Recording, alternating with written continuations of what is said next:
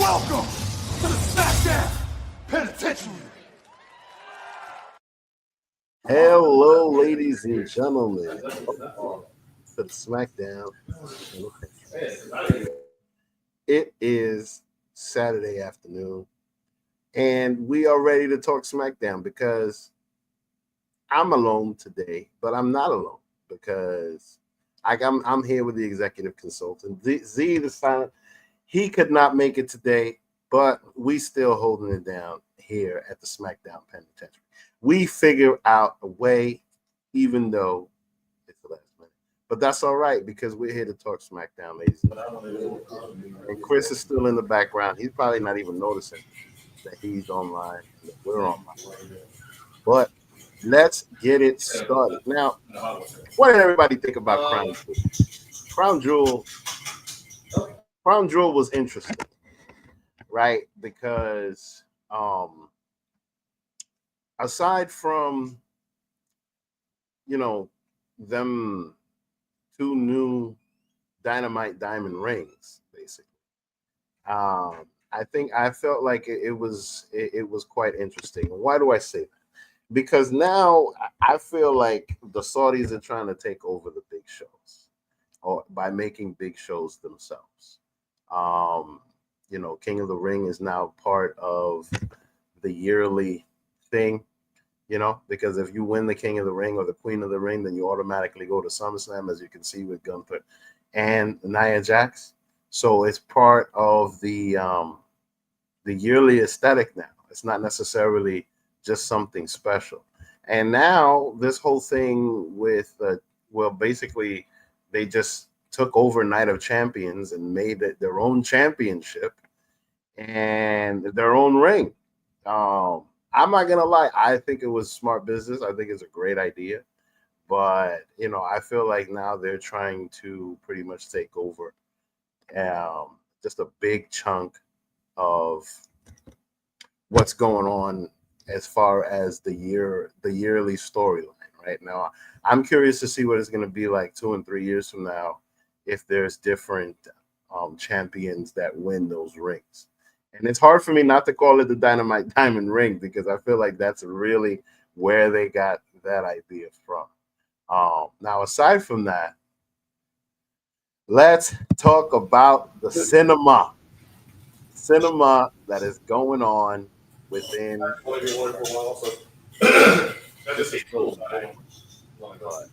he's probably still not noticing it. He's online.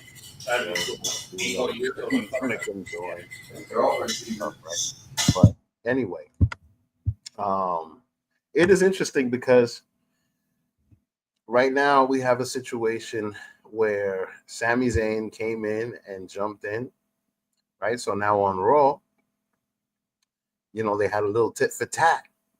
And Jey Uso was like, come through, come on, man, please come through, blah, blah, blah, this and that, come through, and just talk it out and all of this. And the opening segment was quite interesting because, one of the first things that you see was that whole debacle with Sami Zayn kicking Roman Reigns by mistake, right? But then they try to label it like it was a mistake. Maybe it wasn't a mistake. Maybe it was something that actually happened. Who knows? Maybe it was something that that he was playing. Maybe Sami Zayn in the end is gonna turn. But that whole situation was interesting because when Solo opened his arms, and then Sami Zayn ended up just kicking him in the face. Right? That was pretty freaking cool. So long story short, they ended up opening the show with everybody coming out, the OTC, the entire thing, blah, blah, blah, this and that, everybody coming out. And then they started having a whole conversation about their entire past. Sami Zayn cut an incredible promo, pretty much just hyping up Survivor Series and the Survivor Series match that they had, that they won, and which pretty much solidified Sami Zayn as being part of the family back then. I don't know if anybody remembers that. But that whole situation was quite interesting. So he cut this great promo, and then Roman was like, man, listen, this guy's not family, bro. This guy's not one of us. This guy's not this. This guy's not that. Like, why are we even entertaining this? And then he just called Solo out. So now after that, what I found interesting was the promo by Jacob Fatu. And he cut a great promo, ladies and gentlemen, because it was quite interesting. Because I really feel like he's really getting into his. Why do you ask questions to which you already know the answers? Well, I don't know. I don't. He still don't know. Yeah, that shit is funny. Wait, what was I saying? Oh yeah, Jacob Fatu. So Jacob Fatu, he had this incredible promo, and he's starting to sound more and more like the wise man of the bloodline, the 2.0 bloodline. I really think that they kind of put him into that role, but then at the same time, I really think they're pushing him for something different.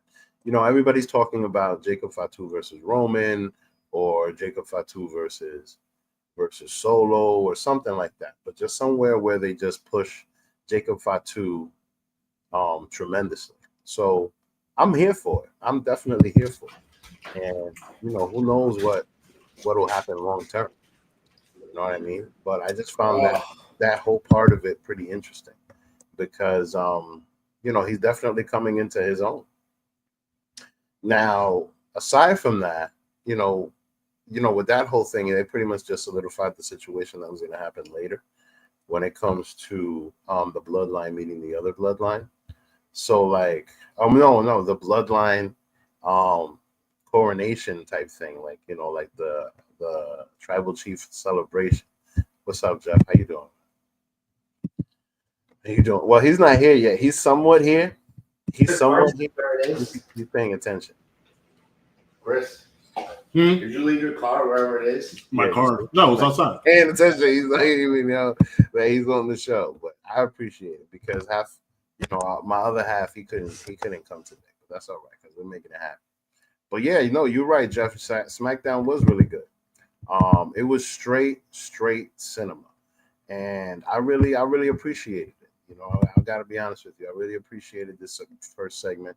You know, you can clearly see that they're trying to set up Survivor Series. But when Roman called out Solo and Jacob came out and cut that promo, it was really cool, because they were still, you know, they ended up going to the back and then talking some more about the situation. But what ended up happening later was just, wow, it was beautiful. So now after that, you know, I don't have any pictures of Bailey, but since my co-host isn't here, let's talk about Bailey for a second. Oh, Bailey's so hot. Bailey's the best. Bailey's Pamela Martinez, blah, blah, blah. Pamela Martinez with the cakes. Pamela Martinez with the cakes. You know what I mean? Because we got to have that in every SmackDown show. Pamela Martinez, you sexy bitch. Oh, no. Right? Actually. So, hello? Oh, no. Well, I didn't get it. Anyway, yo. So, I was happy to see that Pamela Martinez and Candice LeRae got some TV time. And here's what I found interesting. They made, you know, the commentators were saying this whole thing about how those two have a connection from prior to Bailey's NXT run. And I didn't know that. I had no idea. I mean, like, we all know that Candice LeRae is a veteran. A lot of us know that, especially if you paid attention in the indie scene. But I never knew that her and Bailey ran together for a little while. And mind you, apparently, Candice LeRae is like an inspiration to Bailey. Which at the same time, and mind you, I feel like the entire purpose of that was to kind of promote Candice LeRae in a way. But then at the same time, it kind of makes me sad, because it's like, damn, you know, you've been in the business for this long, and like, they still got nothing for you. You know what I mean? Yeah, you know, because like she should be like an Alexa Bliss, in my opinion. You know, I don't know if any of you agree, but I don't know. I don't know. I know Chris would come in here and say a whole bunch of shit and be like, just a second, and tell me some crap about her, right? But at the same time, like I feel like that woman deserves her respect, and I hope that she gets it. I hope that she goes far, because I don't know how much time she has left. You know, I could be wrong, but I really don't know how much. Yeah, exactly. No, I agree with you. You know, about Bailey not falling for a trick, because they know each other. You know what I mean? They know each other well. You could tell that was the situation there. And I found it quite interesting. I definitely did. I definitely found it interesting the way that they were promoting this match. Right. So now clearly Bailey got the W. And it wasn't it wasn't like the greatest match in the world, but I felt like more than anything, this match was kind of like a promo. If you know. But now the other thing is just that the absence of Indy Hartwell was definitely felt.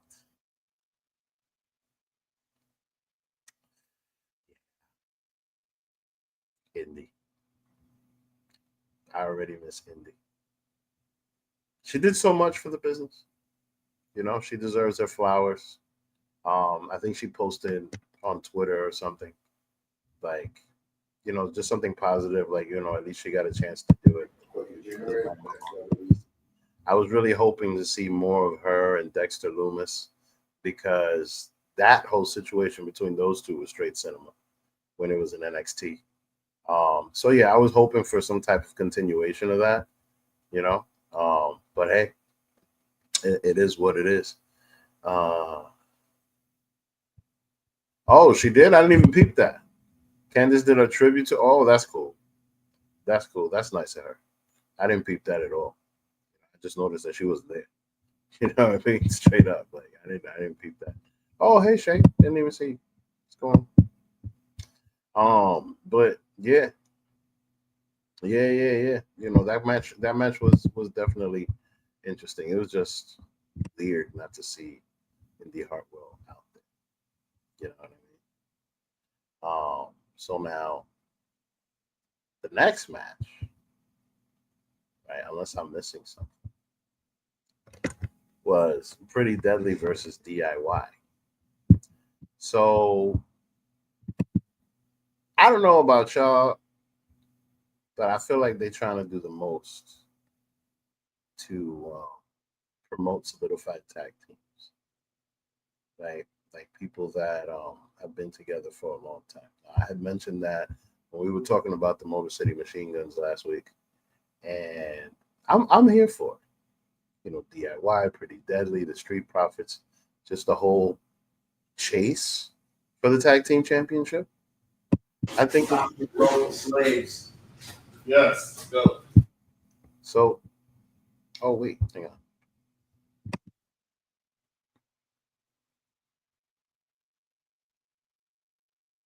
Yeah, you're right. Once they put Dexter Loomis in the Wyatt, that's true. I mean, I was just hoping for Indy to join them or something. Do something. Just a second. Hold on. I had to get myself straight and ready for this because I had no idea it was going to be on this morning or this afternoon. I mean, depending on where you're at. You know what I'm saying? Well, you've been on for about 10 minutes, so. Yeah, I see that you put me on. I don't know what kind of conversation you heard me and my roommates And talking. the problem is, if I do this, then this happens. So. You don't want to see your cat, or you want the lovely people who are watching to watch your lovely house in the background? Is that what you don't want? No, it's not that. It's just that you have this entire thing with all the Smackdown reviews on top and everything. You know what I mean? It's got to look like two people are having a conversation, even though I'm talking to myself. Right. That's right. Exactly right. So, right. Where we at? What are we talking about? And who are you going to cook today? I probably missed some stuff. So let's start from the beginning because I saw all of SmackDown. And I've been waiting with bated breath to talk about this episode of SmackDown. So let's talk about the first segment, right? The first segment was freaking Roman Reigns, right? As always. We spoke about that.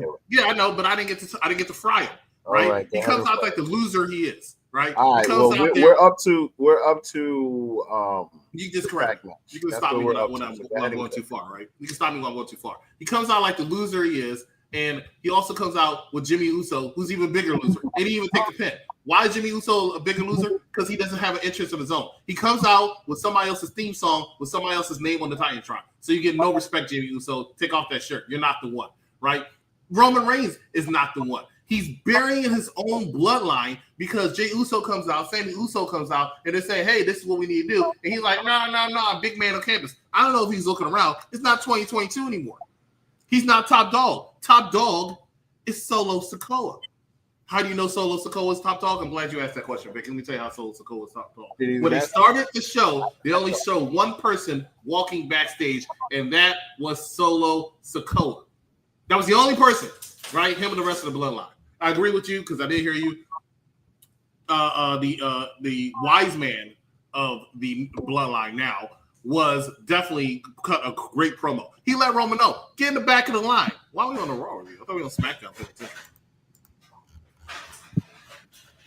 Let's change the back.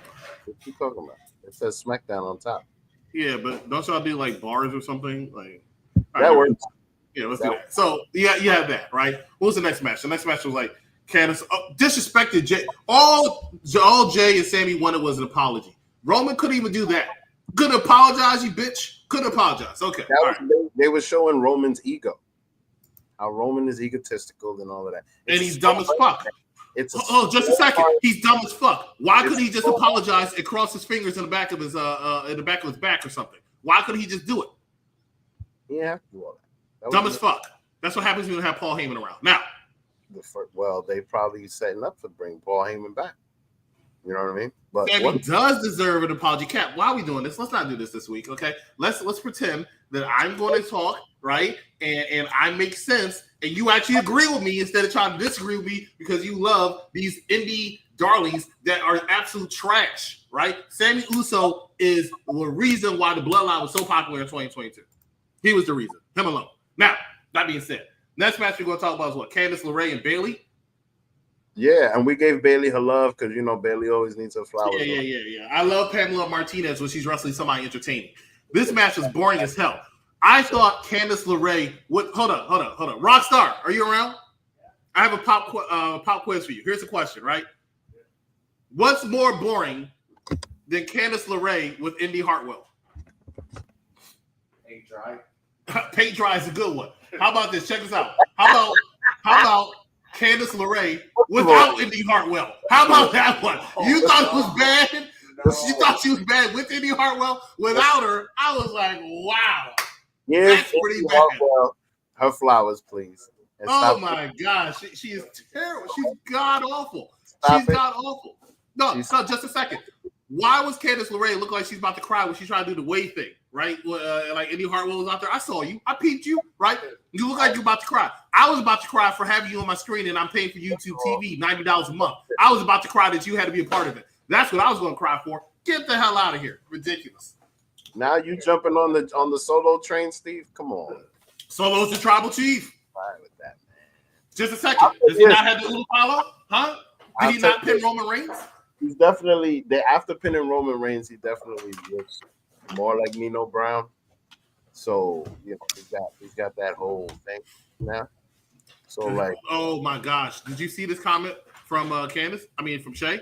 She says Candice LeRae slander equals a week of bad luck. Do you know what that means? That means watching a Candice LeRae match on repeat over and over and over for the 7 days in a row. It's like in the ring.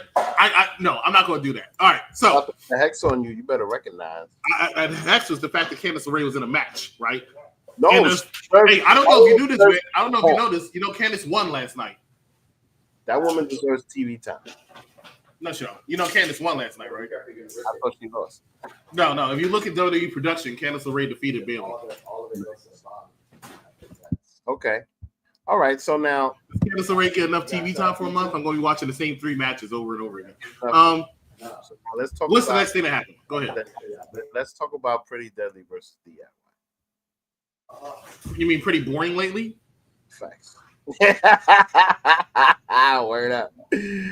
Was that the next match? Because I got a lot of MCMG hate.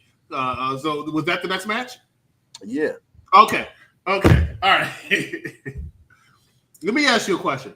No, you sure it wasn't the WWE Women's Tag Team Champions versus Nia and Tiffany? Wasn't that after?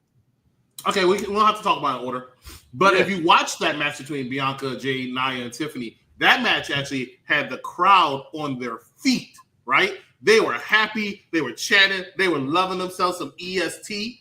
Right. They enjoyed the match, which was actually a pretty good and entertaining match, right? Bianca is still a star, as she needs to be a star because she is a star. And I thought Jade did a fantastic job, right? I think they're doing a great job of elevating the titles. They're doing a fantastic job. I agree with you, Vic. And like I said, the fans in Buffalo, New York were cheering like hell for this match. Right. Then the Motor City Machine Gun match came on, right? And that 12,000 people, I felt like was only 500. They were silent as hell during this match. This match is boring as hell. Actually, no. Is watching. That's why you. No, the Motor City Machine Guns and it was also that match was boring. I mean, sorry. That match was actually a well-contested match. Hear me out, okay? Well-contested match. I thought it was very well done, but the crowd hated that match. Why? Corey Graves said it himself. Corey Graves tried to do the alley-oop. He said, well, you know, the fans don't really know the Motor City Machine Guns that well, but I guarantee your favorite tag team are the Motor City Machine Guns. That's you trying to save face for the fact that your team gets no pop. Your tag team champions get no pop at all. No popcorn, no snap, crackle, and pop, no Pop Tart, nothing. Sometimes nothing. You put a belt on people to elevate them. And I'm sorry. You know what I mean? TV on mute, clearly. I felt like my TV was on mute because nobody was saying anything during the Motor City Machine Gun match. I had to press the button a few times. And then when I heard Corey and Michael talking, I said, oh, it's not on mute. Lie again, they definitely were cheering. Get out of here. This match was Ciampa versus... Okay, yeah, it was Ciampa versus Pretty Jobbers because Tommaso finally said what I've been saying for years. Johnny Gargano, you don't need to be there. I got it. Right? You're a twig. You're a toothpaste. You look like that fan in the first row, except for you don't have enough money, so you need him in the last row. So that's what Ciampa said. So that was the interest part about this match. The match itself was pretty boring, and Pretty Jobbers is correct. Like I actually am a fan of Pretty Deadly, but they have not been clicking, and they have not been doing anything. They haven't been. Well contested means it was actually a pretty good match, bell to bell inside the ring. I thought it was very well done, but the fans made it terrible. I feel like they haven't. They just need to have a little title run. Who? So that they get recognized, have some good matches. The Motor City Machine Guns. You know what I mean? They you know. Wait, is that? Did we jump to that? We're all over the place, and it's my fault, and I'm sorry to do that. But the matches are so one-sided last night that they all jumbled together. But now, what's this whole situation with B-Fab? Who? In this match? Every time I see B-Fab on my TV, I want her to be gone. You have no business being there at this point. I always feel like Bianca Belair should be doing what B-Fab is doing. Exactly. There's too many people who go around and they're with their people that are not their husband or wives, and their husband or wives are backstage, right? Bianca is not around, right? So they have B-Fab. Doesn't make sense. They're all on the same show. Naomi doesn't want any part of the bloodline for some stupid reason. Then I go to AEW, right? Have you watched AEW yet lately? Probably not because nobody has. But you have Jon Moxley coming out there with Marina Shafir all the time. Meanwhile, Marina's over here saving Jon Moxley's career, but can't save her husband's, Roderick Strong, right? Roderick Strong's boring up my TV each and every single week. Maybe Marina could make her a little bit more interesting. Actually, can't because Marina's as stiff as a board, but makes no sense. No sense. Roddy hasn't been big since NXT. That's the sad part. Yeah, since he was undisputed. Yeah. Pronouns, pal. Bianca's beyond being a manager, to be honest. That's true. Street Profits actually don't. I agree with Cap on this one. Street Profits don't need a manager, period. They don't. B-Fab is there to collect checks. This woman's out here collecting checks, making more money than he and I combined, right, a year. For what? To sit there and go, yeah.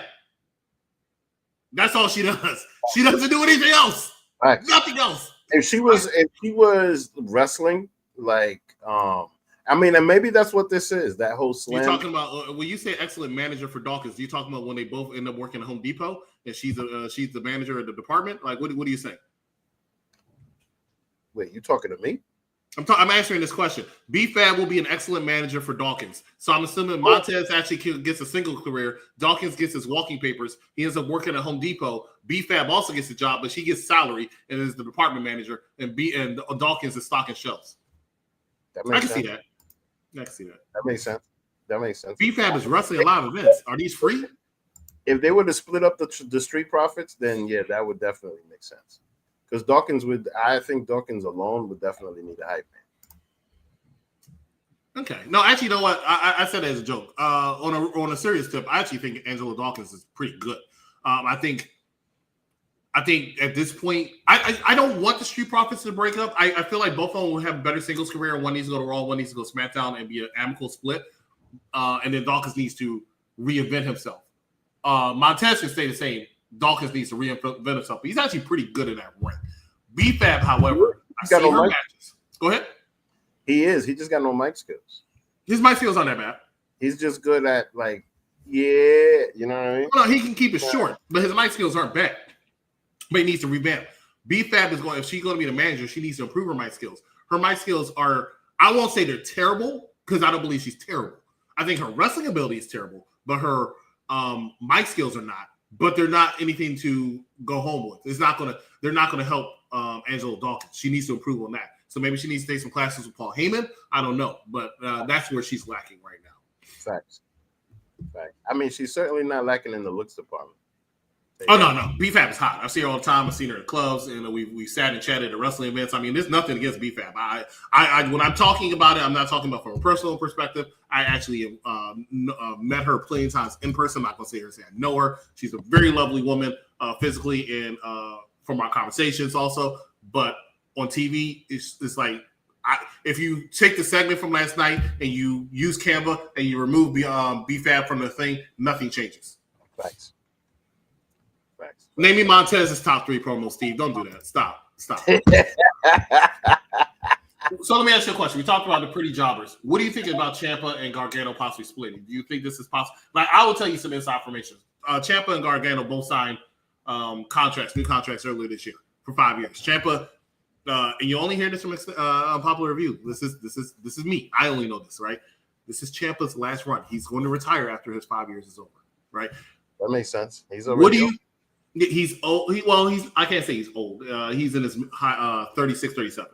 But when he was NXT during that last run, though, he started to look older than 36, 37. Anyway, but he's his next problems. He's okay. He's clear to go, but I also know, and I mention this a lot, that he is a Triple H guy. Yeah. He's been getting back in the gym a little bit harder. He's been going harder in the gym. He's been trying to get bigger. I think they're preparing him for a singles run, and I think he's going to be possibly going in the next 6 months after that United States Championship with LA Knight. Your thoughts? Yeah. See, look, I remember Ciampa's NXT Championship run, and he's very good as a champion. He's very good at cutting promos. He's very good. I just think that I personally think they tried putting him with the Miz, and that kind of messed him up a little bit.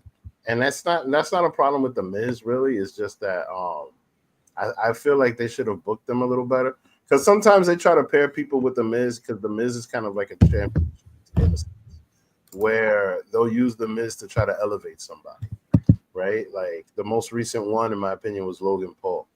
So I think that was a mistake with Tommaso Ciampa, because in his gimmick in NXT, he was like a lot more evil, for lack of a better phrase, right? So now he might do something major where he turns on Johnny Gargano, and then they pretty much run that back. But they did that to hell in NXT. So I don't know if that kind of thing is even necessary. I think that they could just do like the New Day and have their singles runs, you know what I'm saying, where they don't necessarily break up. Because I really don't think it's necessary where they have to do that. I think they can just fight of the people, because at this point, you know, they're already a team. They fought each other. Like we've seen all of that. It's just not fresh. It's not new. If Tommaso Ciampa is gonna do a singles run, it just has to be elsewhere. You know, like the way the Dudley Boys did. That makes sense. Okay. No, I completely agree with you. I think you hit the nail right on the head, and but it'll be interesting to see. I think it will be very good. I just don't see where, like Tommaso, when he was like that in NXT, he dominated NXT. He's not going to dominate WWE. That's why I put him in like mid-card range. Triple H is going to push him to the moon because that's what he does with his guys. But he can only go but so far. Steve says EC has bars as his background because he's going to wrestling Facebook jail. Would not I'm not putting no pictures this time because, you know, I put the whole thing last time, but I can't do that this time. So, yeah. He ain't going nowhere. What was I gonna say? Oh yeah, so you want to talk more about Jade Cargill and Bianca Belair? Yeah, let's talk about more, but we're gonna take a commercial break. When we come back, we got a lot more SmackDown to talk about. Please, I want to hear this man's opinion because he's a merch guy about the new United States Championship that was introduced last night for I think it's going to be WWE in general. I don't think it's just going to be exclusive SmackDown, but we'll see. Stay with us, ladies and gentlemen. You're watching a popular review. Did I ask you, Shotty, if you saw Beetlejuice 2 yet? I don't know, but I have. How was it? I enjoyed it. Oh, sorry. It wasn't better than the first one, but it was still enjoyable enough for me for the entry to the franchise. Would you have paid to see it, or would you have stayed home and waited for it to come out for free? So you saw the movie? Yeah, I saw the movie. That's why I know it's trash. Where are the Maitlands? They moved on. Why not? Hear me out. I don't know. Bring back the Maitlands. Or can we get Otho? But instead, we got Monica Bellucci walking around and literally sucking men dry. Beetlejuice was only in 15 minutes of the first movie. There were a lot of characters that people and now this is more Beetlejuice. That's why it's Beetlejuice. 1991, when the T-800 came back, who was playing him? Was it Arnold? Oh, yeah. It wasn't anybody else? It wasn't. It wasn't a cartoon? And you know what? It was a hit. It was a hit. But you know what Beetlejuice was about? It was about Beetlejuice. That's what Beetlejuice was about. Trash and more trash, okay? That's why it's called Beetlejuice twice. It should have been called Trash, okay? And if they make a sequel, it'll be Trash. I didn't even recognize Lydia. She was weak. I felt like I was watching an election. Lydia. I'm just saying, to me, it reminded me of Kamala Harris, how she was getting destroyed in every scene. And I said, this isn't the Lydia I know. She's not winning. She's not strong. And there was this guy, this older man, who was just taking advantage of it, like Biden. So, maybe, Tim, let me just hold on. Tim, I apologize. Tim's right here, ladies and gentlemen. Tim, I apologize. Had I known you were giving us a vision of the future, I wouldn't have called it trash. I would have just said, well, it makes sense when you skip a primary and people don't get a choice on who to get to pick to vote for. All right, ladies and gentlemen, that is Federation Tuesdays. We are back in action. Of course, myself as well as James and the next doctor. But we're talking SmackDown. Joining Vic here for the SmackDown Penitentiary. Unfortunately, Z is silent. It's silent this week, celebrating his son's birthday. So happy birthday to him. In the meantime, I'm here to give you everything you need to know and do when it comes to SmackDown. And you want to talk about Jade Cargill and Bianca Belair. Jade Cargill, or did you say Bianca Belair and BFAB? Which one was it? No, Jade Cargill, Bianca Belair. Versus Nia Jackson, Tiffany Stratton. So the interesting part about this is the Candice LeRae factor, right? I guess Candice LeRae is going to be, and you know what? The sad thing is that might be one of the reasons why they got rid of Indy Hartwell, is because they wanted to try to pair Candice LeRae up with this this duo, so to speak, and you couldn't do it with Indy Hartwell in tow. I don't know that. I'm saying that's what it looks like to me. Your thoughts? Oh man, when I first saw that, I thought they were trying to elevate the both of them. You know, so it's sad because they pretty much just treat Indy Hartwell like that weight. You know, because I still think that Indy could have done something herself. I don't think she was ever necessarily needed to be paired with Candice LeRae. I thought that they did that because they were going to bring back the way. You know what I mean? I always thought they should have, and I don't understand why they didn't. Yeah. But it was hard to make it work because I think they did it briefly in WWE, on Raw. But Austin Theory, of course, can't join them anymore, and I thought that hurt them. But they were trying to kind of like put Dexter Lumis in his place, but then Dexter got injured. And then Candice got injured. I think all of them got injured at one point, except for Indy Hartwell because she never wrestled. Yeah. And that's a possibility. Tiffany, who I think is fantastic. I think the problem Tiffany's going to have is going to be when Charlotte returns.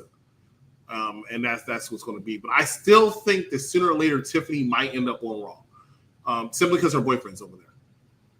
Probably. I mean, but now that we have a new championship, and you know what? Speaking about that, there's been some rumors about Tiffany Stratton getting a Netflix championship. Right? No, I've seen that's let me squash that now. That's completely false. Thank you. Go ahead. Let us That's know. completely false.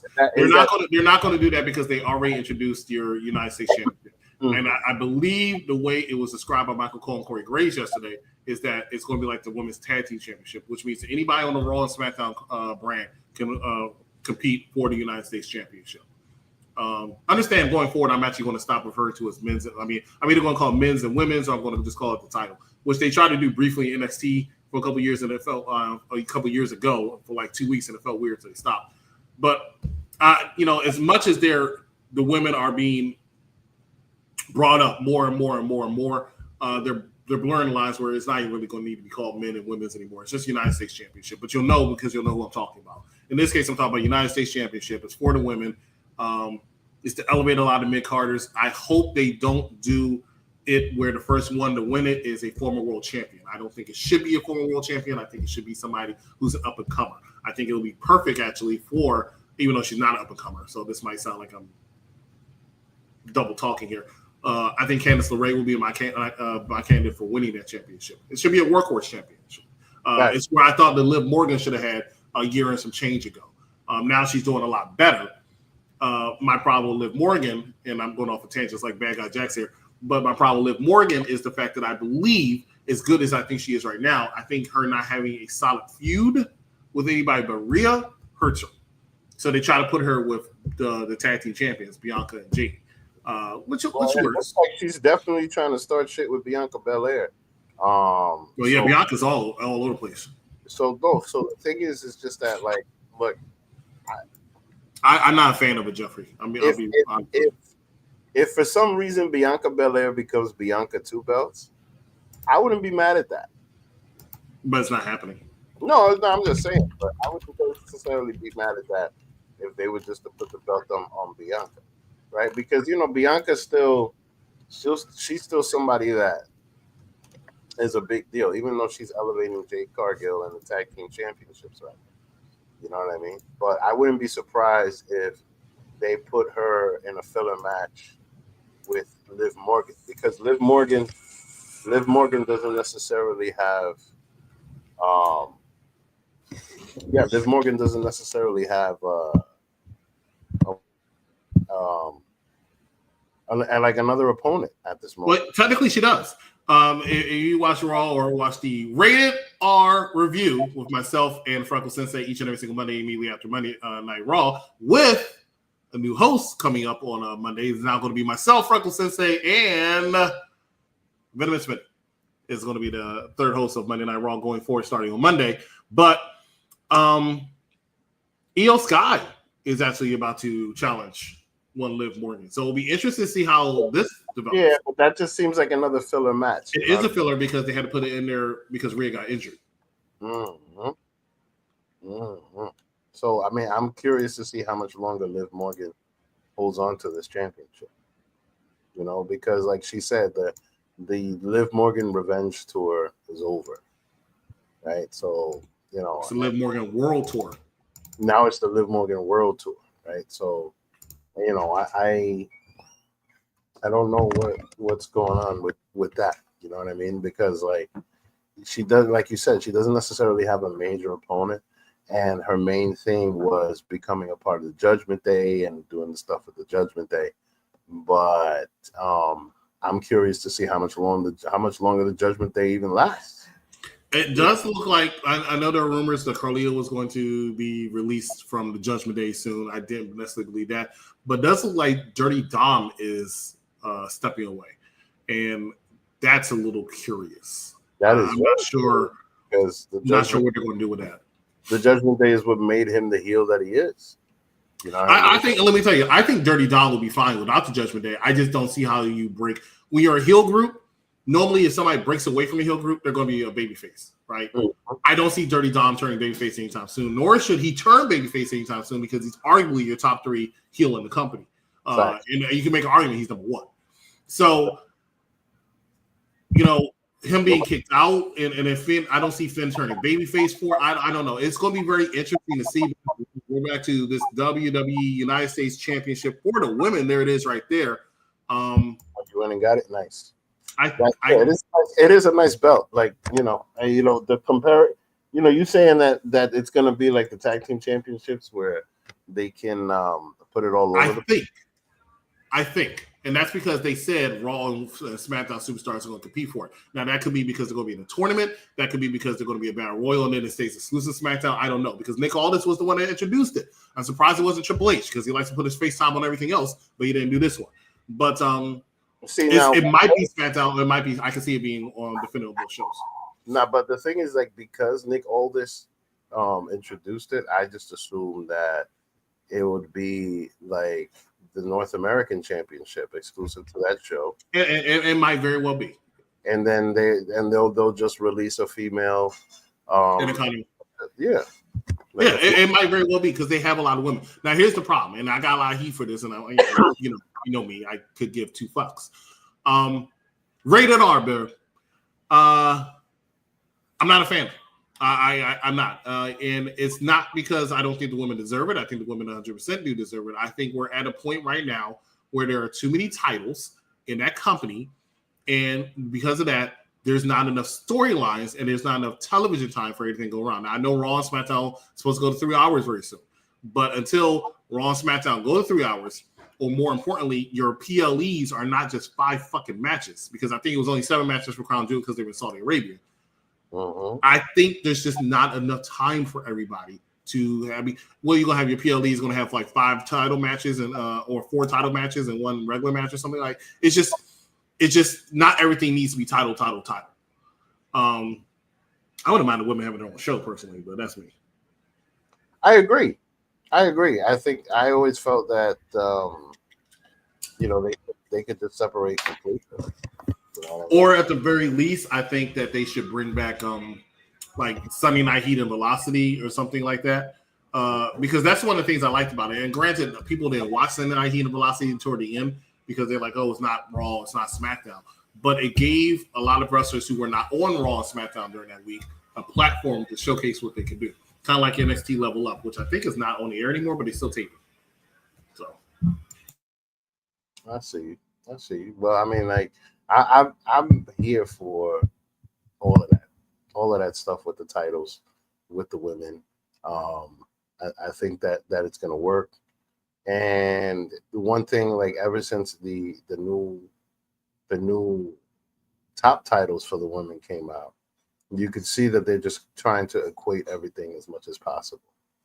Right? They're definitely moving away, much further away from the days of the butterfly title, right? Where you just had all this delicacy to it. But yeah, and then the thing is, like, a lot of times the women are putting on a better storyline, because the whole thing between Liv Morgan and Rhea Ripley was just straight cinema last year. Like, it was beautiful. It was, and then I was ready for it to end. And I'm still ready for it to end. And Rhea getting injured just prolongs it even more, to the point where some people, including myself, think they might try to have this go into WrestleMania. It needs to end. I'm done. It definitely can. I wouldn't be surprised if they were to leave the title on Liv Morgan until then. So now, but it's because Raw Women's Division is weak. Now, even though they have a EO. If Rhea Ripley wasn't injured, right? I wonder if Liv Morgan would have won the Crown Jewel Championship. I'm very curious. That was always the plan. Okay. Yeah, that was always the plan. Because I'm not gonna lie, like, I'm very happy to see how far Liv Morgan has gone compared to the days of the squad. Because in her days of the Riot Squad, I never saw her getting past that. I never saw her get into where she is until the mid part of this year. Yeah. Or the beginning part, I should say, this year. But so before that, like I remember when we were at Royal Rumble, you weren't there, but when the guys and I were at Royal Rumble, well, actually guys and girls, were at the Royal Rumble, she was number 30, and I thought she was a weak number 30, right? But what she's done this year, she's done a fantastic job. She's one of my favorite wrestlers right now. But what helps her is one that she's on Raw, and Raw has the weakest women division of the three in WWE. And what hurts her is the same thing that helps her, and that's the fact that there's just nobody there but Rhea. It's been a Rhea show for the last 2 years on Monday Night Raw, as far as the women are concerned. It's always been a Rhea show. Right. They have Becky. They try to do something with Becky. Becky's out right now. Who knows when she comes back? And as I talked to Bad Guy Jack about this a lot. When Becky comes back, I'm not even sure how secure her spot is secure, but I'm not sure how much she's going to be as relevant as she used to be, because the landscape has changed for the women than it was in 2019 and 20. You have a lot of star power in women right now. Rhea is beyond over. Right, Leah does a very good job, and they have if you look at that talent at NXT, the Performance Center, they have so many women. I honestly believe that Cora and Roxanne will be called up by January. They're on their way up. With this whole WWE ID thing going on, where it's like WWE is franchising, I would not be surprised if Becky Lynch shows up at like TNA and the way did, and just do things to try to elevate some of those. If they wanted to really elevate TNA like they claimed, they would have sent somebody other than like Wendy Chu or that Paxton woman. I can't remember her name right now. They have not sent anybody who's like really going to move a needle for TNA. They haven't done that yet. Their way of helping in their egotistical way. And when I mean I'm talking about WWE. And their egotistical way is, I'll let some of your stars come on my product and lose to my people, right? And that helps your product. And it has, because I think they actually show a report where not their ratings, but their attendance have gone up tremendously since WWE has gave them the rub. So I believe that. I think it'd be AJ Styles. And AJ Styles said that he turned down the Hall of Fame. Exactly. And mind you, that's actually perfect timing for that. For AJ Styles to show up over there, take the Hall of Fame, but he doesn't. He said he turned it down. He did not want the Hall of Fame as long as he's an active wrestler. He doesn't want to do it until he's retired. And personally, I don't think any wrestler should take Hall of Fame if they're. You hear me, Rey Mysterio? I don't think any wrestler should be in the Hall of Fame if they're not retired. Edge is the only person that's able to do it to me because he retired and then won the Hall of Fame and didn't think he was ever going to wrestle again. Rey Mysterio win the Hall of Fame and then wrestle for another 2 fucking years at least. Like, are you kidding me? Still wrestling. Yeah, why? Still wrestling because. Yeah, but now, as I said on the Raw review, I think I'm starting to see Ray's age catch up to him.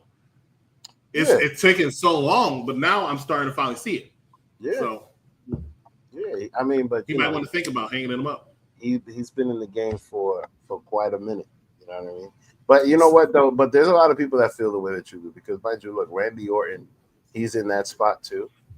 But he also said, he was like, listen, no shade to him, but I'd rather do it when I'm finished. Right, and not for nothing. And I'm glad you mentioned Randy Orton, because I was going to segue into Randy Orton. He said he wants to wrestle until he's, I think he said 50, or something like that, or maybe he said another 10 years. But I think he only has like 4 or 5 left in him. But he had a big part of last night too, because he's trying to get Kevin Owens over. Like, really, I mean, understand when I say Kevin Owens. Kevin Owens is already over, but he's trying to make Kevin Owens that credible threat that's going after that WWE championship for Cody Rhodes. Because they'll probably have their rematch. I'm thinking they're going to have their rematch at Saturday night's main event. Oh, that's when they're doing that? Oh, that makes sense. You have to think about it. After Survivor, well, it might be Survivor Series. I'm sorry, I forget about Survivor Series. But what people need to understand, in this day and age with the PLEs, right? Your next PLE is Survivor Series. The next one after that is the Royal Rumble. Royal Rumble next year is in February, not January, right? So you have all December and all January with no PLEs, no main roster PLEs, because I bet NXT's ass has a PLE once or twice. Right. So Yeah, they're going to push Saturday night main event. There's going to be a big match at Saturday night main event. I thought it might be Cody and Kevin Owens, but I forgot about Survivor Series. Cody is not going in that War Games match. He's probably going to wrestle Kevin Owens. Yeah, no, War Games ain't gonna have nothing to do with it. And he shouldn't. He shouldn't. That needs to be over. That needs to be done. Facts. I wouldn't put Cody back in the Bloodline era until the Rock comes back. Speaking of that, because that's pretty much the last thing that happened. Oh, you don't want to talk about Randy Orton getting driven?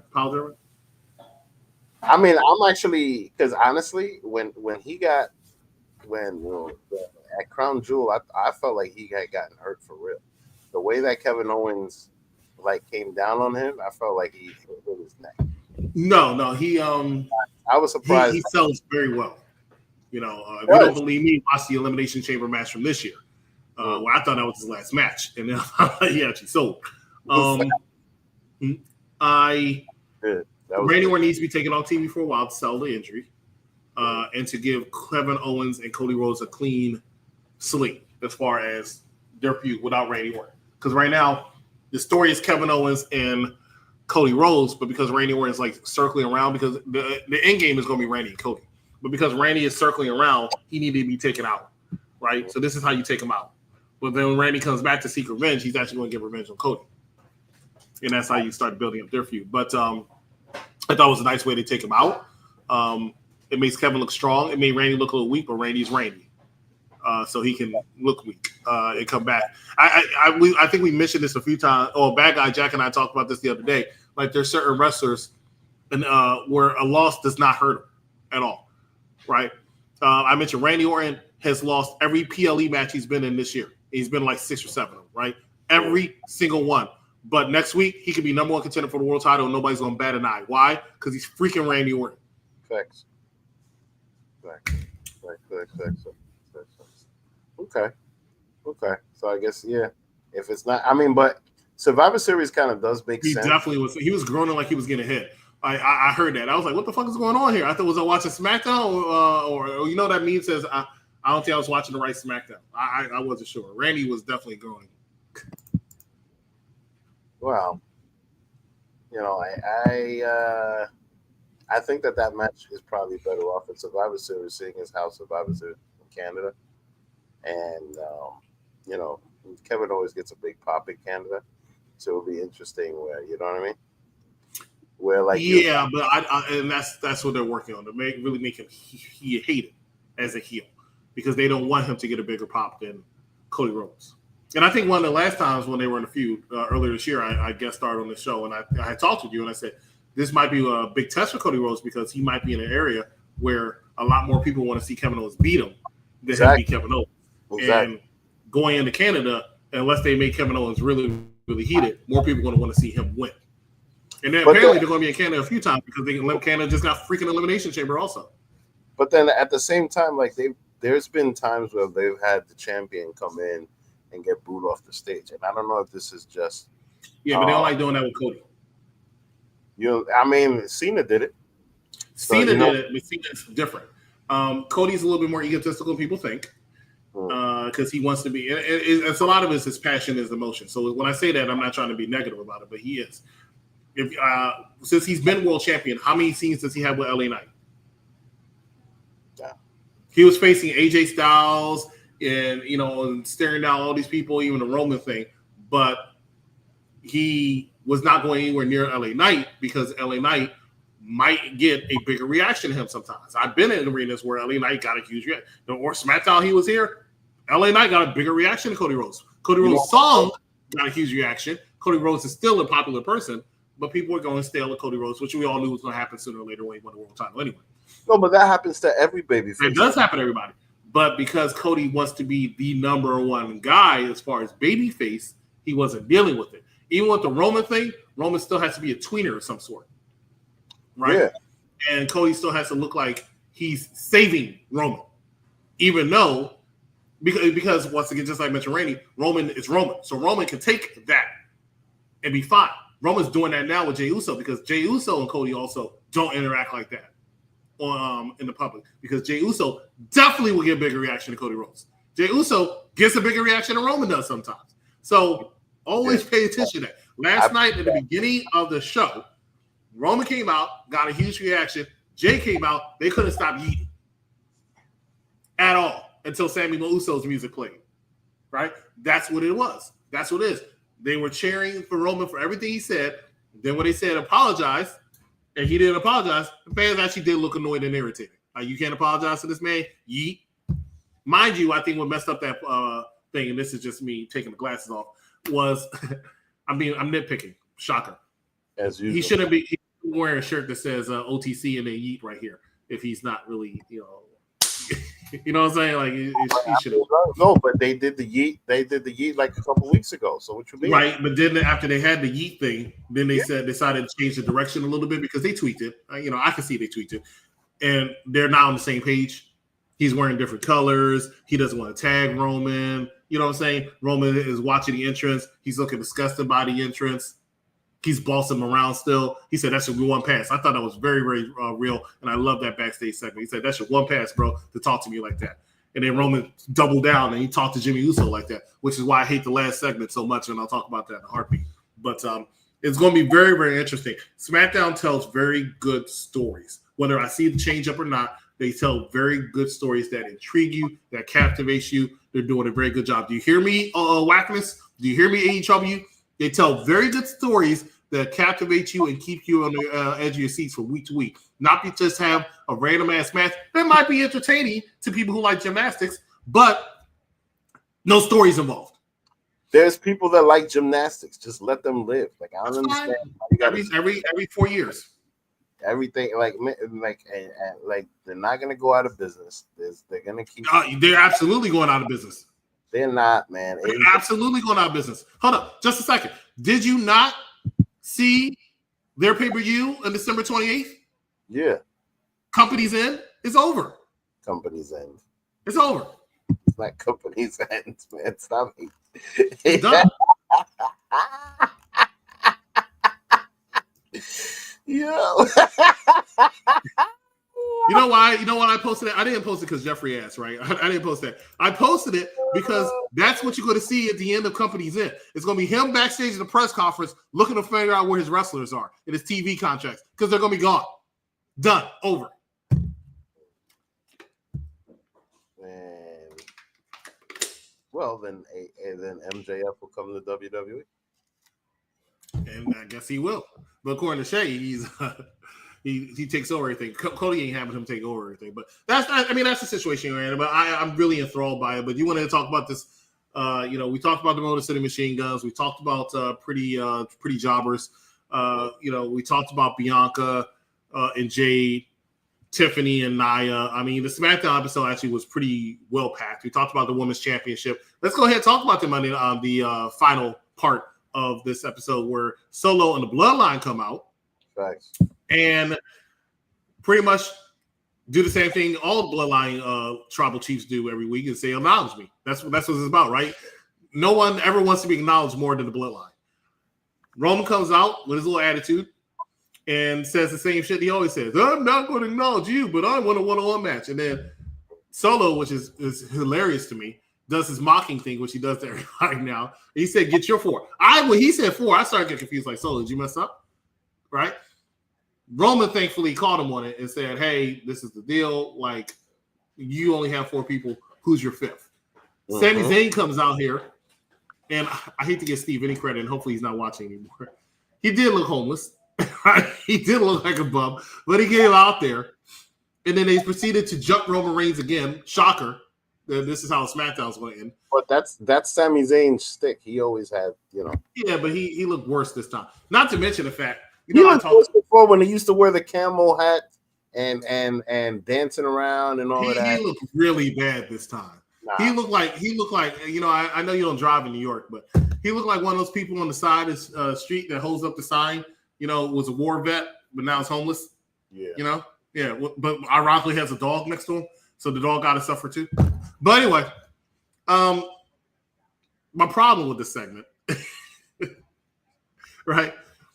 My problem with this segment was simply the fact that, okay, it was very obvious what was going down. Roman's getting jumped.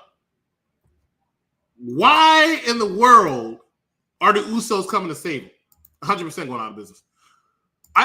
Shay, do you watch AEW? A couple weeks ago, they showed the Young Bucks in the back shredding papers, right? Nobody's questioning what the papers were. I'm telling you what the papers were. I got the inside track. They called me on the phone. Apparently, Warner Brothers sent them their out clause and said, look, your product is terrible. You're losing ratings. Y'all got 200 people there. We're pulling out. We're not giving you this deal. And they were just trying to shed papers so they can tie it up in court. But come December 28th, they're done. Why are the Usos coming out, Vic? Answer me that question. Did he apologize? Why are the Usos coming out to save Roman? Because I would have left his ass on the floor. Because they still family. If you Get had the fuck out of here. listen, if you had okay, all right. Say you had an argument with David, right? And you were mad at David, and then all of a sudden you come out the club and you see David getting beat up. You're gonna just be like, "Oh, you deserve that," or you're gonna help? He needs to learn a lesson. You a damn lie. You a damn lie. Because you know not the truth. Just a second. Let me ask you this. Just a second. Let me ask you this. All I want to know is, are these people that are beating up David, right? These people are beating up David. Are they also family? No. Okay, there's a difference. Solo is blood. Solo is the brother of the Usos. They went out there and they beat up their brother to save their cousin. They beat up their brother to save their cousin. Just a second. Does that not sound a little weird to you? No, but that little brother needs to get a spanking because he's no, that little brother needs a spanking. Well, you know what? So does Roman. He's bringing in all of the hooligans.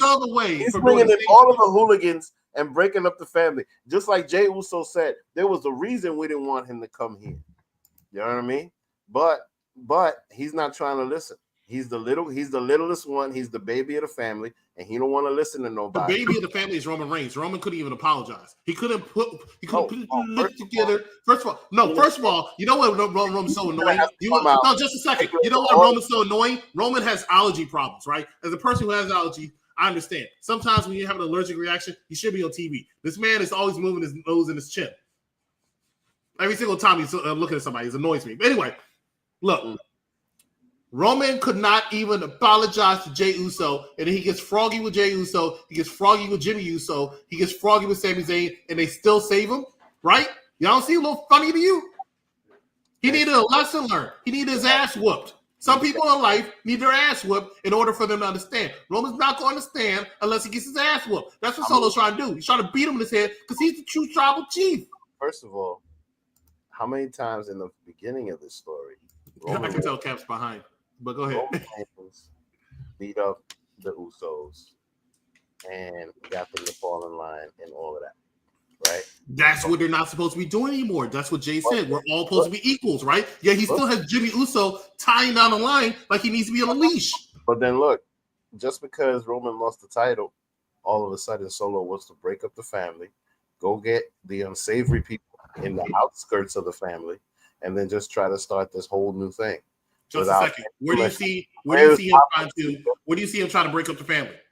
Right? Because I think that's where people are messing up. I think the people in Buffalo and every other city that I go to or been to watching these shows are messing up. I'm gonna ask you an honest question, Vic. I want an honest answer, right? Who do you think is more dividing the family? Do you think it's Roman Reigns or do you think it's Solo Sikoa? Solo Sikoa. Okay. Pause. Rockstar. Another pop quiz. Hot shot. Another pop quiz. Who do you think is more dividing the family up in the bloodline? Is it Roman Reigns or is it Solo Sikoa? Roman. Why is it Roman Reigns? Because he's messing up everybody's career. Exactly. Solo is the tribal chief. Why is Solo the tribal chief? I'll tell you why Solo's the tribal chief. Since he's been tribal chief, he brought in Jacob Fatu, where Roman was trying to keep Jacob Fatu out. But he's family, right? The Tongans, they're actually family, but they try to keep him out, right? He tried to recruit Jimmy. Jimmy fucked up, so he did the same thing you see Roman did, right? He tried to recruit Jay. He tried to help. He bought tickets to support his brother, the front row of Monday Night Raw. He got tickets for him and Jay. That's what he did. Jay attacked him. That's another problem, right? Then you talk about Sami Zayn. He went and talked to Sami Zayn. He didn't attack Sami Zayn. He talked to him outside in his SUV. He tried to add him part of the team. That wasn't Roman. Roman earlier this year, in that day, pretty much spat in his face, said you're not family. Roman is the problem. Solo tries to bring everybody together. He had to go Roman right in front of his face. He said, acknowledge me. That's all you got to do is acknowledge me. Roman, I'm never going to acknowledge you. If you go by your logic, sir, Roman is the heel. Solo is the babyface. That's facts. Man, please, without Roman, Solo wouldn't be where he's at right now. Which is you know what? No, I mean, but also y'all drinking this blood wine. All Y'all the know the blood. I'm not gonna lie, like, you know, because I remember that interview that we had with Rikishi years ago when he was running around and he had those Umaga shirts and he wanted elevation for all of them. He certainly got it. I don't know if it was him complaining and all of that, but he definitely got it because now all of his kids are pretty much top tier, right? Yeah, he still doesn't seem happy. And Solo, I mean, you know, hey, there's still more. There's a lot of them. You know what I mean? There's a lot of them. So they trying to get everybody to come up, but the way that the story's looking is looking like everybody misses the OTC. And they want his presence, they want his leadership to continue. You understand? Just a second. Jay says equals. That's what Jay said. Yeah, Equals. Jay says equals, but then at the same time, like you know the deal. Who was the last person to put their finger up? It was Roman. Who was the first person to put his finger up? Solidify the whole thing. Who was You the know? first person to put his finger up? Make the decision at the end in order to solidify that Without apologizing like he should have. He didn't apologize. All right. It's a slow burn. They got 3 more weeks for that. They could drum it up a little bit and then Roman can apologize. You know what I mean? Unless they're just throwing it up so that each team can get more people. Because a 4-on-4 war games is kind of weird to me. I feel like they could It'll be fine. I just want people to acknowledge the fact that Solo not only is your tribal chief, he is the baby face of this because he is being wronged by Roman Reigns and the Usos and Sami Zayn because he's been treating everybody fairly and everybody well, and all of them are just assholes. Hey, Mike. Oh, Mike's down there talking? Because I can't hear him. Yeah. With all due respect, just a second. Executive consultant, you sound stupid. For 3 years, you sat here and you acknowledged the one and only, the OTC, the original, the one, the only tribal chief. And now, because the benefit of those who happen to watch our network on Pop Review, make sure you like, follow, subscribe, share, all that good shit, you want to try to flip the script like someone wrote you in a different kind of way. Everything you're saying is asinine. Not only you don't believe that shit yourself, God don't believe that shit. Just a second. Okay. Everything I said No, was no, fact. no. I'm not done. Fact-check. With all due respect. Fact-check. With all due respect. With all due respect. Just a second. Thank you. The one and only tribal chief is the one who has a fucking shirt that says OTC. That's your first answer, your fact of your answer. Your opinion doesn't matter because the fact says, the shirt says OTC. So therefore, the company, he's the one true and only tribal chief. Second, to what you did say is true. Roman is the heel. He ain't gonna apologize. He don't need to apologize. He's Roman fucking Reigns. He is a Mount Rushmore, or just sitting on the outside of those who may not want to put him there just yet. Mount Rushmore of the WWE. Okay? Solo, stop it. Funny, great. Everything you kind of saying is kind of right. He brought in new people. There would be no... I learned this from you. There is no main event, Jay. There is no night one main event Uso Tag Team Championship match if not for Roman Reigns. You said that. That was a true statement. Smash them, stack them, pin them. There is only one tribal chief, sir. So you should only acknowledge the one you had been acknowledging. So it's like you just like to worship idol and false gods, clearly, because you're a front runner. First it was Roman. You went viral for how much you were screaming about your tribal chief on Smackdown. You remember that? Almost 3 million views. You remember that? Of course you do. And now all of a sudden, because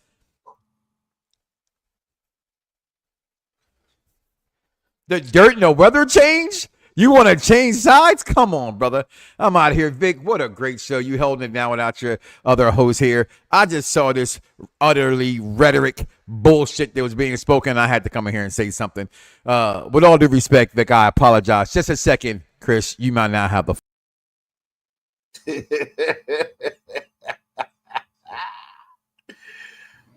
First things first. First thing I want to address is one, he never sounded more intelligent than he did when his microphone was on mute. That's one. Second of all, that I want to address is that the person who is the true tribal chief has this, right? And this is being worn by Solo Sikoa. That's it. So everything else you say, just because Roman used to be good and used to be responsible for it, but he has not progressed. He has not matured. I'd like to see characters evolve. He hasn't evolved. He's still a baby. Okay, so when do you think they're gonna have this Ulafala fight? They want to have the. Does this make me the tribal chief? Right? Yeah, because that's not the original Eufaula. We seen it. That's a brand new one. That shit was repainted, remade, and everything else in the image. Because and first of all, wait a second. Just a second. No, just a second. You interrupted me. You interrupted me. Technically, no, I interrupted. No, I didn't. Vic was talking. I interrupted Vic. Thank you. No, it wasn't. First of all, no elder gave him that Eufaula. All I want to know is it wasn't given to him. It wasn't given to him. It has to be given to you. It has to be bestowed upon you by an elder in the family, and no elder gave it to Solo. It was Roman Eufaula that was stolen unjustifiably. Of the bloodline, all of them. Who's the youngest member of the bloodline? All of them. Solo. Exactly. So everybody's an elder, and they gave it to him. That is your Solo. That is your tribal chief. It is Solo Sikoa. By default, he's where the Ulafala. Fuck Roman Reigns. He lost to Solo. Because you are older doesn't make you an elder. Every single Monday at 6:00 p.m., you can watch this lovely little show here on Unpopular Review. It's called The Lovely Little Show? Oh, please don't promote me that way. Please don't. Please don't promote me that way. My commercials get more views than your show does. My commercials. Understand, but not TikTok. My baby girl segment gets higher rating than your show. Not on TikTok. But understand, right? Understand. Oh, on TikTok for sure, without question. The intelligent, not Federation Tuesdays, but understand, right? That it's on shorts that you leave up for 8 months at a time to get the same those we all get in a week. Just a second. Those? I'm putting you over. Just a second. You do the show for the intelligent wrestling fan. You said it yourself. Solo's out here on a world-making Hall of Fame tour. He's beating all these world champions. That's what Mike Knox said, right? 3 X's because he's hardcore. Because it's the Mike Knox Show, brought to you by Mike Knox, presented by Mike Knox, hosted by Mike Knox, directed by Mike Knox, produced by Mike Knox, watched by Mike Knox, written by Mike Knox, screenshotted by Mike Knox. So that's what you said. I'm bringing up what you said, sir. So yes, when I sit here and tell you that Solo Sikoa is your tribal chief, guess what? I got it from, hear me out, I heard it from Mike Knox.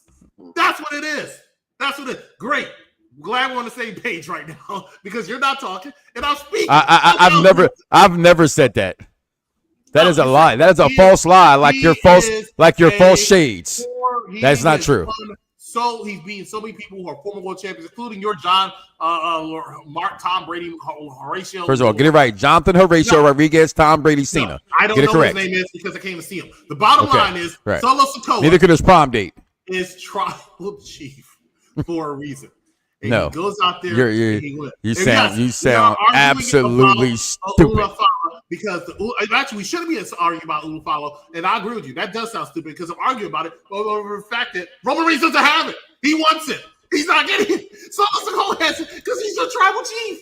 He is your tribal chief. No matter what y'all want to say, he's your tribal chief. The last time he was in the ring, what I'm trying to say is that he didn't earn it.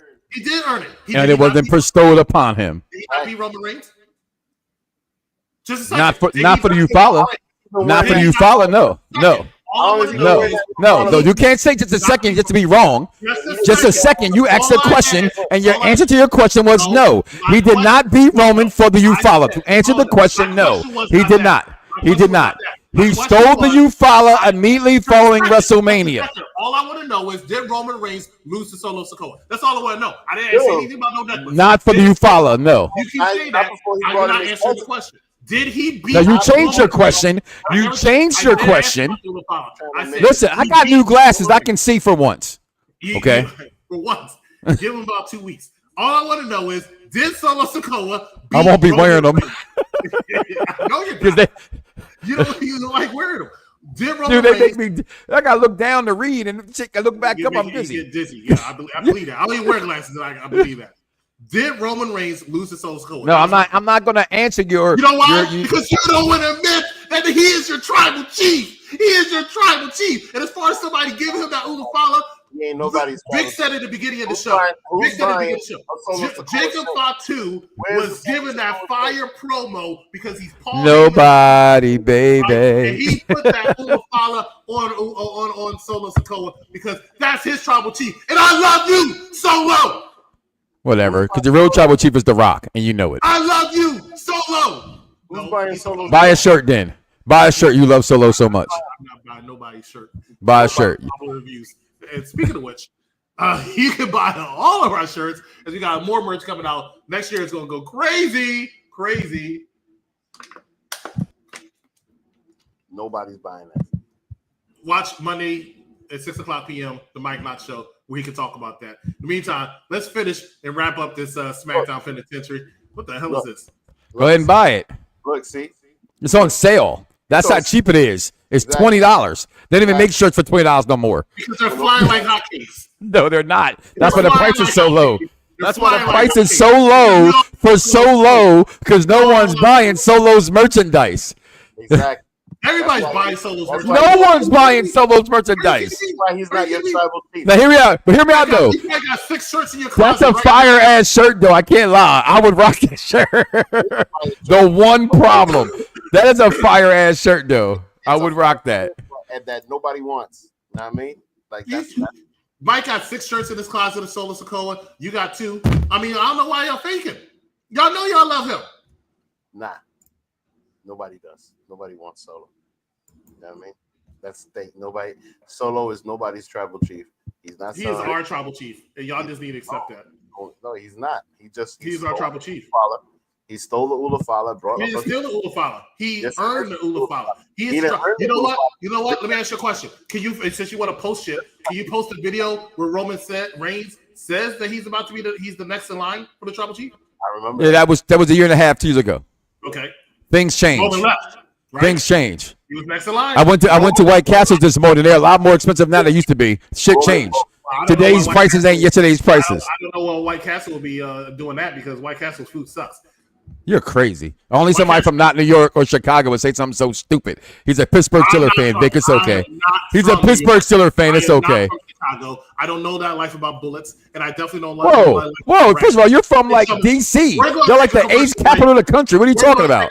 When we come back, we're going to wrap up this Raw review. Mike Knox is going to go because he has his own show to prepare for. Smackdown Penitentiary. Vic, the exec consultant. Stay with us. You're watching the But honestly, what was mostly impressive for me in this whole time match was Ivy Nile choking the shit out of Maxine Dupree. Like how impressive that move is every time she does it. It's like she does it with more force every single time. It's like I agree. It was very impressive to see Ivy Nile choke out Maxine Dupree, especially since it didn't happen on Raw. But when she did it to Zelina Vega, it was even more impressive. My bad. Look, after a while, when you have representation just choking bitches, like you just get the names mixed up. Hopefully people don't have a reputation for choking bitches. That sounds like someone who needs to go to jail. That sounds like somebody needs to go to jail. Ivy now has a reputation for choking bitches. Okay, like, all right. Okay. This is not like her first and second choke out. The way you said it was like Ike Turner was out there or something, but yeah, you're right. You're right. It's Ivy now. Ivy now is Ike Turner. Oh my gosh. I give Cap that one. Tama Tonga kills it every time. You know who doesn't kill it every time? Tonga Loa. You know what? I swore. Yeah, I don't know how much of the SmackDown episode you watched of that promo. I swore for a second, right? And this is not me hating. I swore for a second when he was saying 1, 2, 3, and he was going to totally skip Tonga Loa. I swore I thought he was going to skip him, and he said 4. That's what you wanted him to do. I mean, that's what all of America wanted him to do, but America don't know what they want sometimes. All right, so what do you think of your episode of SmackDown? It was straight cinema. It's straight, just pushing the whole thing. I mean, part of it, and I don't know if it was because of Crown Jewel, part of it seemed a little rushed as far as what they're doing with what's it called, with Survivor Series, Mhm. because they'll probably have a men's and women's War Games match, if not just one match. Who knows what they're gonna do with that? But there's still about 3 weeks of filler that they can do. They can even add more people if they choose to. So I'm very curious to see what happens. It's gonna And be what- 4-4. and like the one thing with that I see is that since they lost at Crown Jewel, they're clearly going to win at Survivor Series. And everybody, Maybe. unless Jey Uso were to turn, you know what I mean? Because I can see somebody turn. Uso turns, I don't think it's happening, but I can see it happening. I think that would be dumb if they turn him, because to turn him heel, to elevate his little brother, it makes sense, like storyline wise, but money wise, nah, man. Because the Yeet fucking movement is strong. You know what I mean? So like, I got a feeling that it's gonna lead. Like if they win, then it leads to a one-on-one match for the Ulafam. Yeah, because I don't see this lasting for so long, because I think that's one of the reasons why they dropped the tag team titles to the Bloodline, is because if they kept the tag team titles, people were expecting Usos to go after them and win those championships back. And I really think Jay is going to go back to his own thing, like soon after this. And they don't want the expectation that the Usos are going to actually be back like that. Mm-hmm. Jay is that popular that I think he, and some people disagree with me, but I think Jay is a conversation possibility for winning the Royal Rumble this year. The man is that over. That's not a bad idea. Either, in my opinion, either him or LA Knight. I don't see it being LA Knight, but I definitely see it being possibly Jey Uso. Tonga looks like an extra to me. Yeah, he does. This is Jacob Fatu. All right, what else? What else you have? Well, yeah, no, I think that's it. I think we're done. Sounds good to me. Well, wrap us up. Yep. All right, ladies and gentlemen, thank you for joining us once again at the Smackdown Penitentiary. We'll be here every Saturday and ready to talk about SmackDown, whether it's just me, just Chris. Well, next week I think your partner comes back, right? Yeah. But life happens. Yeah. Life happens. Things happen. Oh, what do you think will happen between a match between Tama Tonga and LA Knight?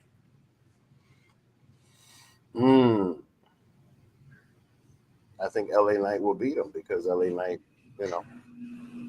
was demolished. LA Knight's what? I think LA Knight would beat him. Why? Yeah, but how do you think those promos will sound? Yeah.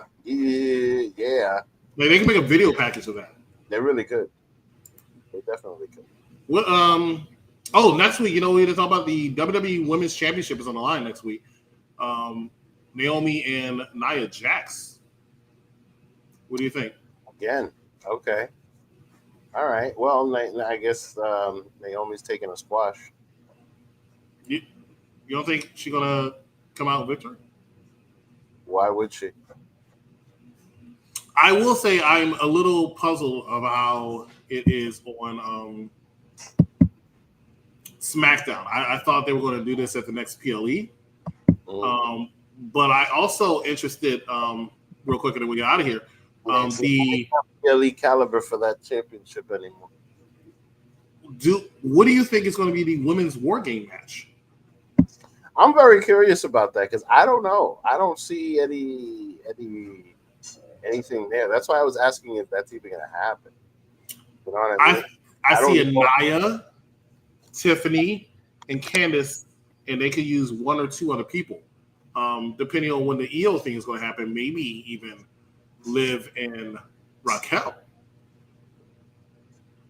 See, but my whole question with this is just that, is it just a match filled with a bunch of women, or is there a story there? You know what I mean? Like, are they continuing the story? Is it going to be centered all around Nia Jax because she's the champion? No, because on the babyface side, you're going to have BLM with Naomi and maybe Damage Control. That's what I can see it possibly Damage being. Control babyface now? Damage Control is definitely a babyface now, yeah. Okay. I guess, because it certainly doesn't feel that way. But all right, I guess that makes sense. Since Io Sky is going to be facing Liv Morgan, but I don't know. Io Sky's going to face him with Morgan. That's the only way I can see it panning out if they go with 5-on-5. I know they're going to go with 4-on-4 with the men's, but they can still do 5-on-5 for the women. I'm just curious of what they're going to do with it, but I think that's a possibility. Wow. Yeah. Well, we still have 3 weeks to figure it out. Yep. Hopefully, it'll be something master level. In Canada, I wanted to go, but it's in Canada. So. Yeah. This is going to be the first time I was going to go to all 4 PLEs in one calendar year. I've been to 4 in a row, but not in the same calendar year. It was like Survivor Series, Royal Rumble, WrestleMania, SummerSlam. But I want to do Royal Rumble, WrestleMania, SummerSlam, Survivor Series, and I haven't done that. I always miss Survivor Series. Except for last year. But I didn't go to WrestleMania. So whatever. Well, hey, maybe one day you'll go to Crown Jewel. I don't know about that. Saudi Arabia, they make Saudi Arabia look like such a nice city too, but I can't see myself going. Yeah, it's a long flight. Exactly. All right. But anyway, thank you everyone for joining us this week. Join us next week as we continue to talk about SmackDown. Welcome to the Smackdown Penitentiary.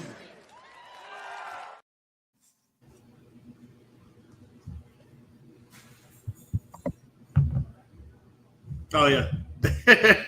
I don't know what kind of ending this is, Vic, but Mike Knox Show Monday 6:00. Monday Night Raw review with myself, Freckle Sensei, and Venomous Vince starting this Monday immediately after Raw. NXT every single Tuesday after NXT with Bad Guy Jack and Wrestling Doll. AEW Dynamite Crew is now going to be hosted by none other than Cactus Katie and the Sheriff. So it's going to be Women Crush Wednesday for AEW Dynamite, I guess. SmackDown each and every Saturday is going to be with the Mark Victor Rodriguez and the Z is Silent. Of course, we have top 5s this week. I'm not sure what the top 5 is, but top 5 drafts, which I win because I'm that good. But looking forward to that. So that's it. Us here at Unpopular Review Wrestling. Also, make sure you pay attention to us at Unpopular Review Entertainment. For the Mark Victor Rodriguez, I'm the executive consultant. We'll see you next time here on Unpopular